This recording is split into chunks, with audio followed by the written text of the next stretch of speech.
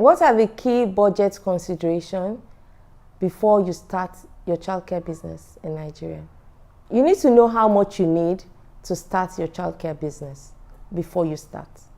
It's important that you know what the cost is so that you just don't start and you stop halfway.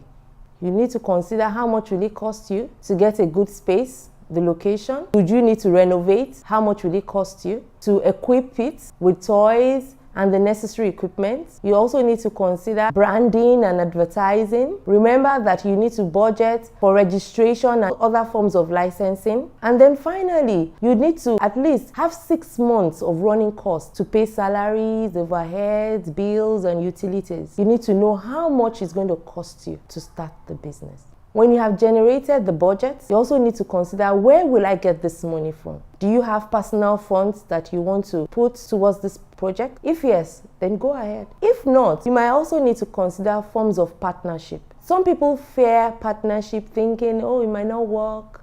How do I get a good partner? Partnership is a good way for you to fund your business. It's better for you to have 50% of something than 100% of nothing.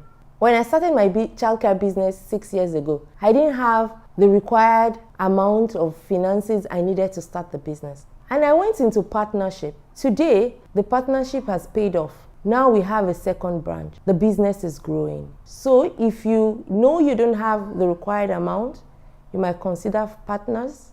There are different kinds of partnership. The third one that you might need to consider is getting a loan. Personally, I wouldn't advise you if you're just starting to get a loan. I always advise that you start with what you have and then grow. Because at that time, the risk is minimal and you can learn from your mistakes and then grow from there. However, if you still feel that you'll be able to cope with a loan, then go ahead. But look for loans that will not yield high interest so that there won't be so much burden on you when you start your business.